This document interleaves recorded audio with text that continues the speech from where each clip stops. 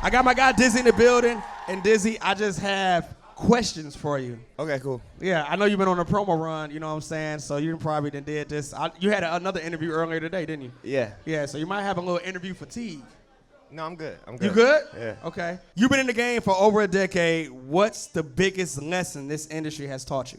Failure comes with it. You're going to fail. And you got to pick yourself back up and keep going. It's just a part of it. I remember Solo Dolo. That's the first song I heard. Was that your first, like, big record? Or am I off? Yeah. I mean, I had, like, some records in, like, when the jerk movement was popping, that kind of caught some buzz. But, no, Solo Dolo was, like, my first kind of, like, worldwide record. And how did that feel for you when you were just seeing this record travel from Vegas all the way to New York to Florida? Fire. I was motivated. It made me motivated. I wanted to do it again. I was on your Instagram page earlier today, and I saw you on 106 in Park. Yeah. So what was that? Tell me about, like, what happened on that episode. It was Wild Out Wednesday. So they used to do this segment every Wednesday called Wild Out Wednesday. And, they would just pick a winner every Wednesday, and I happened to win the first time.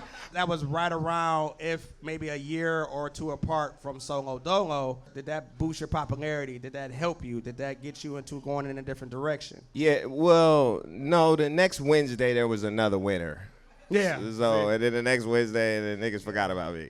But, no, it let me know that you had to build off small wins. That was, like, the first time, because I thought, like, yo, somebody gonna see me and, like, it's over. I'm out of here, right? Like, I thought that was the opportunity of all opportunities. I mean, you were on TV. So, and I got opportunities, and people came knocking, but it wasn't really the opportunities that I was looking for. And I started to realize that I was kind of coming with a vibe, and I was coming in kind of knowing what I didn't want to do, but it took those opportunities knocking at the door before I knew that's how I felt. Now, I cannot remember the movie. I want to see if you do, because, I mean, this was big for you. You had a song placement on a movie. Do you remember the movie? Or have you had more one song placement and I'm just not keeping I've had a few. Exactly. So tell me about going to the movie theater or watching YouTube and your song is playing as the theme song for that trailer. Do you remember that? You know what movie I'm talking about? Flatline? Yes. Flatline, I'm talking about Flatline. yeah. I don't know why I was testing you on your own shit, but yes, it was Flatline. You've had a lot of great moments happening in your career, and you're nowhere near done. But as encouragement, what would you tell an artist to do to get, well, no artist is the same. I understand that the trail is always going to be different. But what kind of advice can you give to an artist to make sure that they are doing the right things to get to where you are? I guess I would say don't skip any steps. So, but be willing to grow, be willing to make mistakes. I don't know, I feel like you just can't really skip steps. You just gotta learn from everything around you, and like, it's difficult because, you know, we learned that a lot of the stuff that the artists were learning back in the day were, you know, they got tricked out their spots. So, you know, you can pick up a lot of stuff from those days, and from the way things used to be, but things are evolving, you know what I'm saying? And artists have to figure out how to evolve with this, because there really aren't no answers. Yeah. The AI shit is new. At one point, the internet was new. The apps is constantly coming. They're constantly changing and upgrading. I can't really tell you how to get ready for that. All I can tell you is that you got to be willing to evolve with it if you want to do this for real, you know, because it does keep changing. When I came in, it was CDs. All I had to do was, I would probably slang a CD to everybody in here back in the day. That was my hustle. That's how we got down, you know.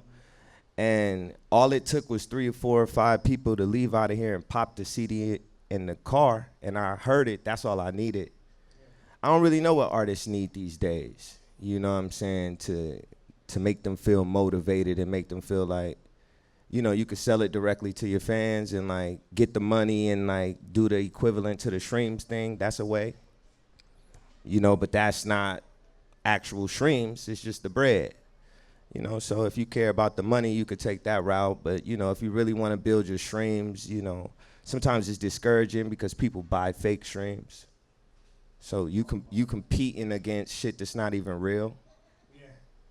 I don't really know how to help niggas. Yeah. I will say you just gotta not skip steps and just whatever's happening right now, just try to take advantage of that the best way possible. And then whatever's next, if you feel like you still got it in. Because if it's a passion, you're not going to want to stop. You're just going to be upset every time some more shit comes. With you being from Vegas, how does that shape your sound and your work ethic? I moved around a lot, too. I don't want to just credit it all to Vegas, but I will say that everybody who's somebody ends up in Vegas, right? So we kind of get to see all these niggas, you know, everybody come to Vegas and flex on us. We get to see the flex. You know, we get to see all the levels of it. And now there's like residencies and you get to see artistry at the highest level. Yeah. So you just gotta pull from that, however that motivates you, and just apply it to what you got going on. But, you know, my story is bigger than Vegas, but you know, that's just where it's kinda. Well, when you were younger and you started making music, what was the artist that you saw that inspired you to do so? I was a big fan of Bone Thugs and Harmony. I really liked the harmonizing. I was more of a fan of like R&B singing and stuff like that. But the harmonizing and the playing with your voice, and that's kind of what I became a fan of first. And then the storytelling and the feeling and passion that Pac brought. You know, that kind of followed. And then the finesse and like the storytelling, the jigger, that kind of followed. You know, and then the knowledge-based version of it followed, and that was Nas. And the list kind of goes on, you know what I mean, all the way to now. So with this loyal fan base, how do you stay connected to them? Yeah, but what do you do? Is there certain things that you do? Is there certain things that you pay attention to, methods or techniques to say that this is how I connect with the fans, or it's just you respond to DMs? Like, how do you stay connected? Because you have a good niche of a following, and they love Dizzy Wright. Yeah, I think in person. I think just human connection, like real interaction.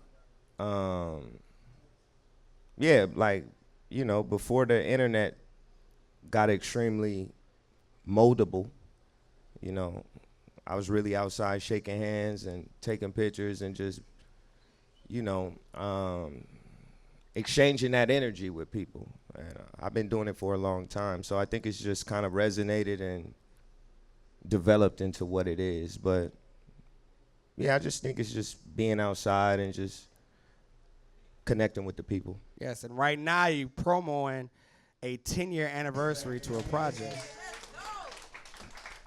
This project really shaped a lot for the industry, especially from where he's coming from. So how does that feel being on tour for something? Like, looking back at it, is there any high point in that project, or, you know, like you're here on tour from one project? It was a really great project. I did a song on that project called Floyd Money Mayweather. One of the highlights is that his last fight, he walked out to that song. Yep. So, like, you know, he normally walk out with like Justin Bieber and all them niggas. Yeah. So the fact that I was on tour and me and the homies was watching it on a laptop, but that shit was crazy. And that was really one of the highlights, because I made that record for him because he's from Michigan. I was born in Michigan. He came to Vegas and really turned up, and then I came to Vegas and did the same thing. So I thought as the artist of Vegas that I could install some energy in him, and he walked out to it. So it was a really cool moment. I think I just found out why I was connected to the Solo Domo song, because you was born in Michigan and I'm from Michigan. Oh, where? What part? Southwest Detroit. Oh, right on Flint. Ah, yeah, it makes all sense. It makes all the sense. Is there any collaboration that you're manifesting right now? No, I'm not manifesting no features. Whatever happens, happens. You know what I'm saying? I'm just kind of like I got a feature with Wyclef. I could have never manifested that. Like, it just ended up happening, you know? So I would love to have more moments like that, more organic moments where I just come across an artist that I didn't even know that we would be able to connect and make something extremely powerful or turned up or whatever the case may be, but big or small, you know what I mean? I just want to be in the same room with great musicians. You know, that's all I'm trying to manifest for myself personally. If you could only perform one song for the rest of your career, which song would that be? Oh, fuck.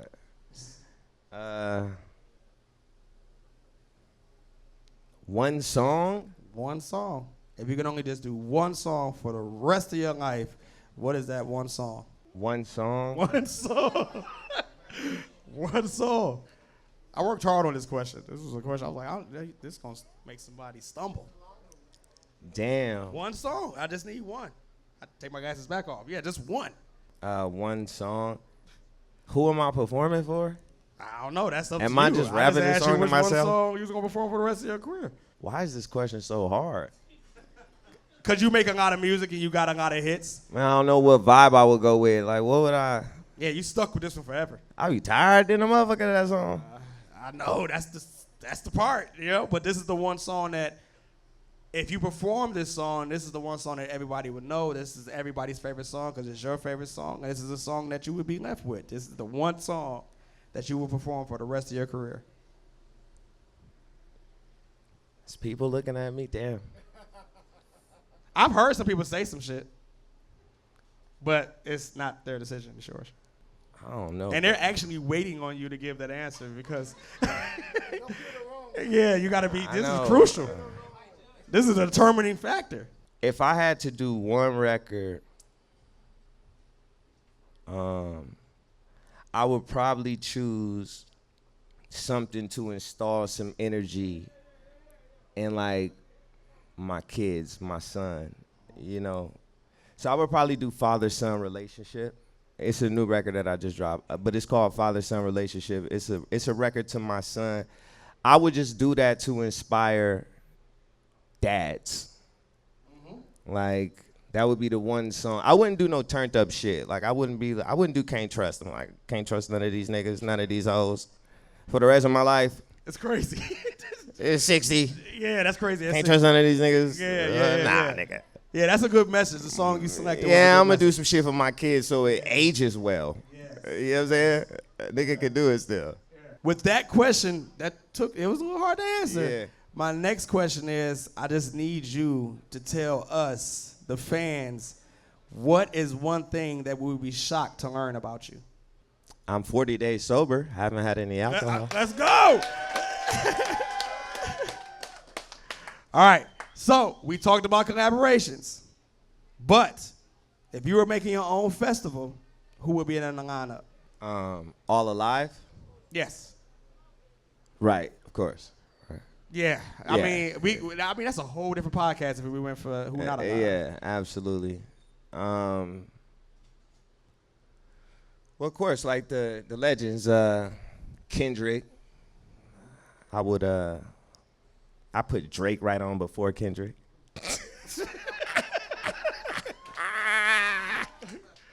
I put Gucci and Jeezy on there. Okay. Put Gucci right on before Jeezy. You know, call it a peace concert.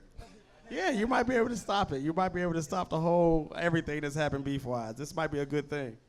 I would put J.I.D. on there. I loved his new album.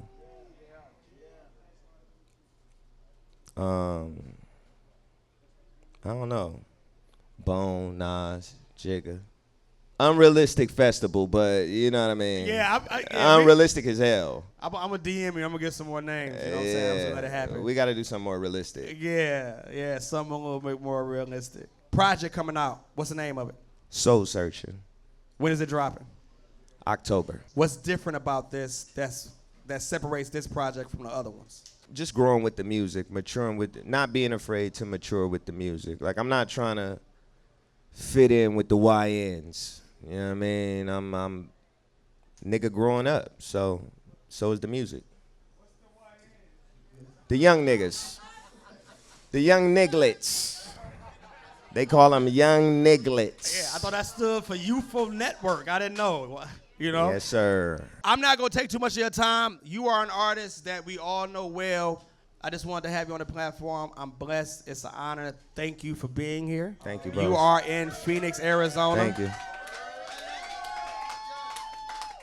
You are in Phoenix, Arizona, and you have a show tomorrow. Is this the end of the tour, or are we in the middle? Like, where are we? Beginning. It's the beginning. Yeah. So how many cities you going to? Do you know? 14. Yeah. Yeah. Get your tickets. I know I'm saying this. I'm representing the Phoenix area right now, but get your tickets. Yeah. Dizzy is coming to a city near you. Where can they find you at on social media? Yo, they can find me on Instagram at Dizzy Hippie, Hippie with a Y, and then Dizzy Wright, Wright with a W on everything else. Yeah, check out the music, man. I already dropped like 4 or 5 singles off the project. So I'm going to drop the pre-order so you can hear them all at once. But, you know, it's a new time, so I just been rolling them out like singles. But enjoy the music. The 2025 stuff is doing what it's supposed to do. That concludes my interview with Dizzy Wright.